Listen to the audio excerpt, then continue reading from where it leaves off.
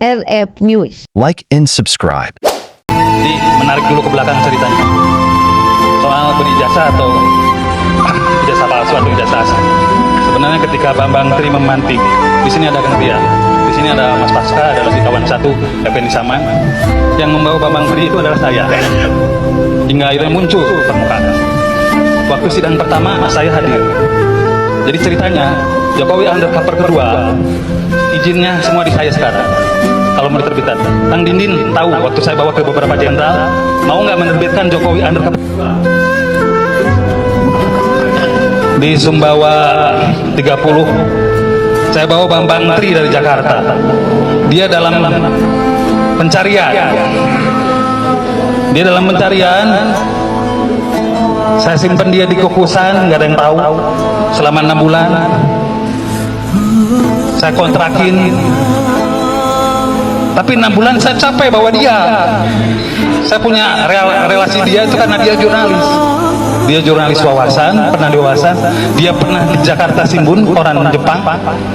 Saya belajar di sana. Lalu orang-orang bilang itu intel. Leher saya kalau dia intel.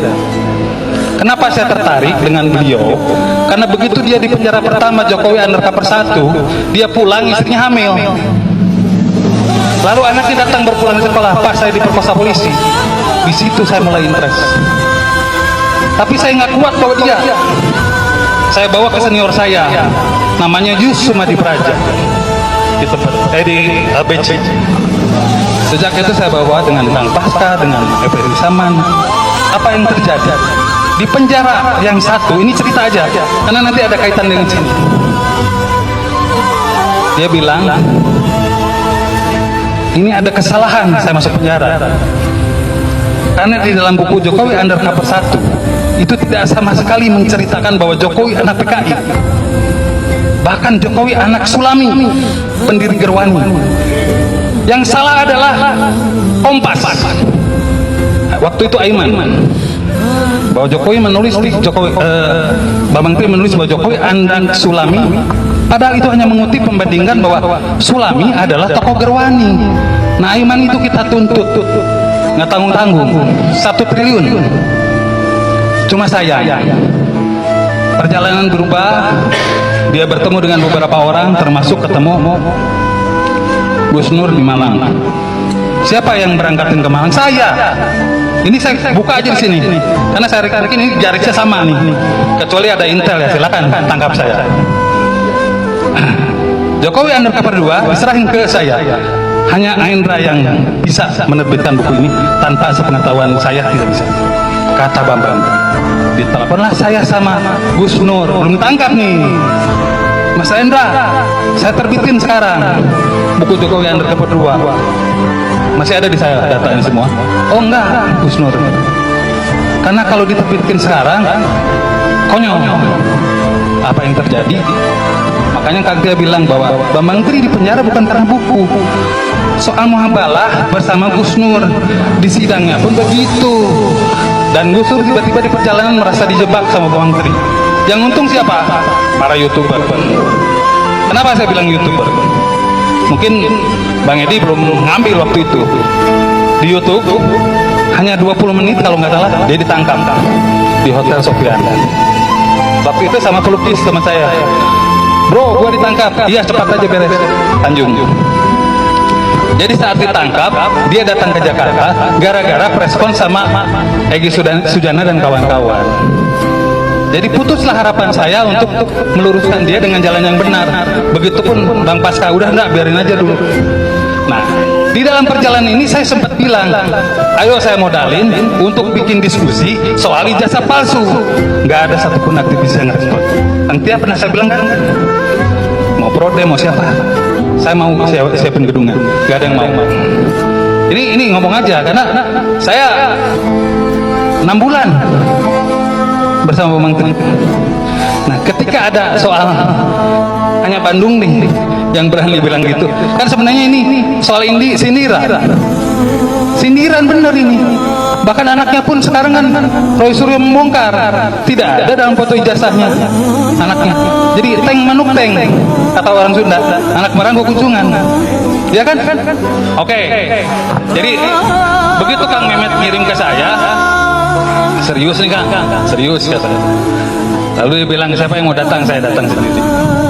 Nah, perjalanan selanjutnya saya ikutin sidang 1, 2 sampai ke 5. Diponisnya soalnya nggak nyambung. Apa yang terjadi ya? Sekarang masih WA saya, minta kehidupan dia, dan seorang aktivis di Jogja membantu keluarganya Bambang Tri. Nggak ada yang tahu. Itu ditugasin oleh saya. Seorang aktivis perempuan membiayai keluarganya Bambang Tri di Blora.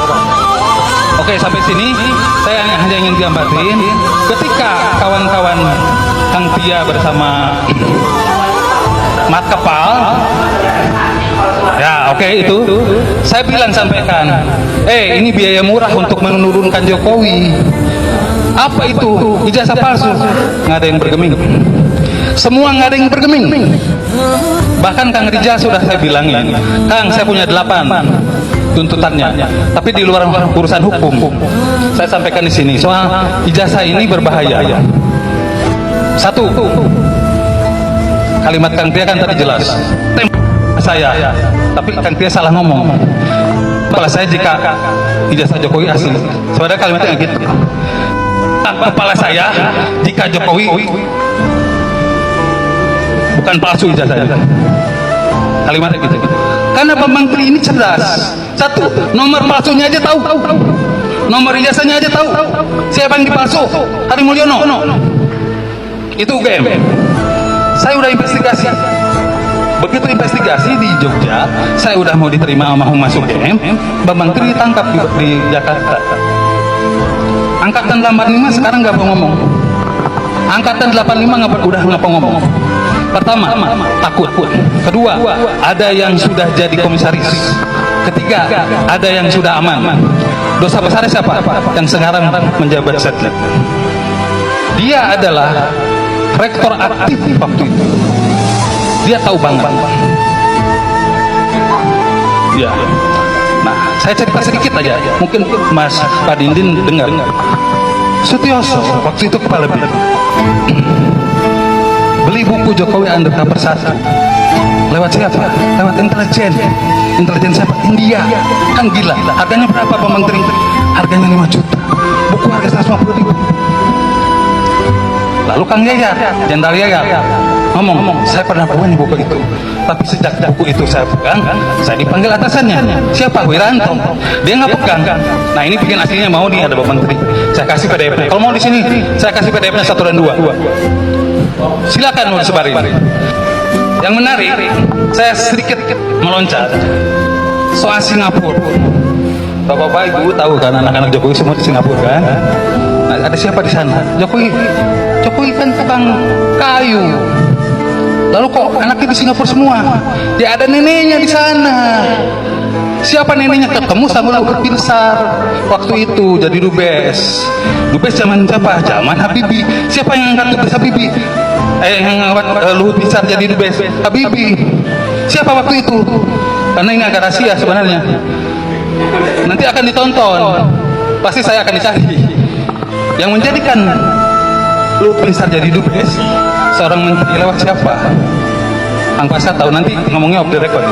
Gak enak soalnya, tokoh penting di negeri ini. Oke. Setelah Gus Dur jadi presiden, Luhut apa? Ditarik ke Menteri Perindah. Di situ dia udah pasang kuda-kuda di Singapura. Di Singapura, ibunya Jokowi adalah orang penting yang direkomendasi oleh Soeharto. Siapa dia? Dia yang menangkap Aidit. Oke, sampai sana dulu. LF News. Like and subscribe.